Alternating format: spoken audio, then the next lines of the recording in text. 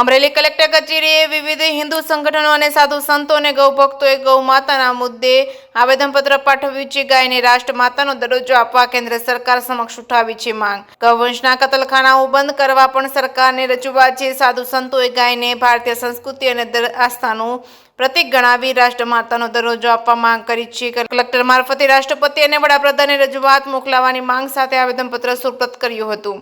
વિવેક રમેશભાઈ તળાવિયા, હું સંગમ foundation trust એક ચલાવું છું. સાથે આ ગૌ સન્માન આહવાન અભિયાનમાં મને જિલ્લામાં જવાબદારી આપી છે કે તમે બધું સાથે સંકલન કરો, એટલે હું જિલ્લા તરીકે આવ્યો છું. લગભગ અમરેલી જિલ્લાના લગભગ તાલુકાઓમાંથી સાધુ સંતો આવ્યા છે અને સાધુ સંતો દ્વારા આખું અભિયાન આખા ભારતમાં ચાલે છે અને સાધુ સંતોએ આહવાન કર્યું છે, જો આપણા સરકાર છે એ આપણા રાજા કહેવાય, એને આપણે પ્રાર્થના કરી શકીએ.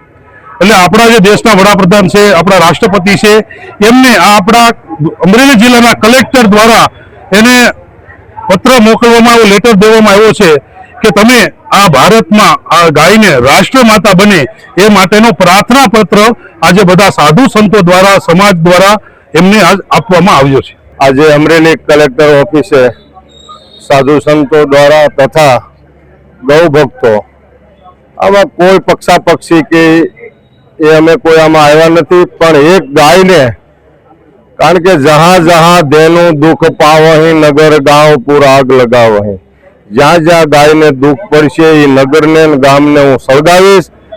આવું ભગવાન પોતે, ભગવાને જ્યારે અવતાર ધર્યો તો એમાં સ્તુતિમાં લખ્યું, વિપ્ર ધેનુ સુર સંત હિત લીજ મનુજ અવતાર. વિપ્ર ધેનુ, ગાય માટે મેં જન્મ.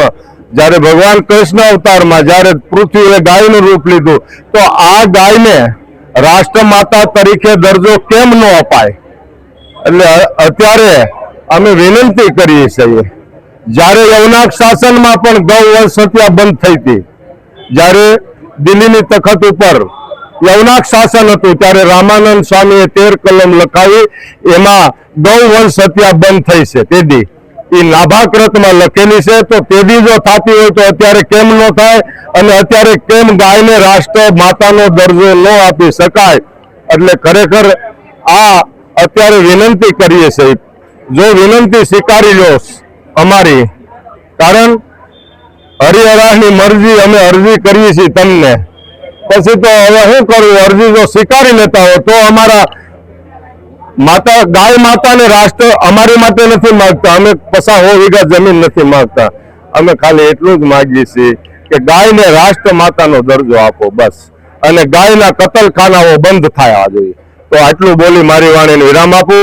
બોલો રામચંદ્ર ભગવાન કી જય.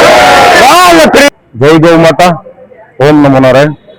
આમ તો અમે આવેદન નથી આપ્યું, અમે પ્રાર્થના પત્રક આપ્યું છે. શું કામ? કે ભાઈ આપણે સરકાર છે એ આમ તો આપણા રાજાધિરાજ કહેવાય, એટલે રાજાને આપણે આ પ્રાર્થના કરવાની હોય કે ગાય માતા રાષ્ટ્રમાતા છે. આમ તો હિન્દુ માતા તો બધા માટે રાષ્ટ્રમાતા છે જ ને, પણ એક એને સન્માન મળે, કેમ કે ઘણી જગ્યાએ ગૌચરની જમીનો, ગાયોના પ્રશ્ન છે અને ગાયો અત્યારે આપણને રોડ ઉપર ભટકતી મળે છે, એના કતલે આમ થાય છે. તો આ ન થાય એની માટે અમે પ્રાર્થના પત્રક આપેલું છે. આખા ભારતમાં 3500 થી વધારે સાધુ સંતોએ મળી અને આ અભિયાન શરૂ કર્યું હતું. એ અંતર્ગત આજે અમરેલીમાં પણ આવેદન પત્ર, પ્રાર્થના પત્ર દેવામાં આવ્યું છે અને અમરેલીના ઘણી બધી સંસ્થાઓ સાથે મળી અને આ પ્રાર્થના પત્રક દેવામાં આવ્યું હતું. અને અમરેલીનો ખૂબ ખૂબ આભાર.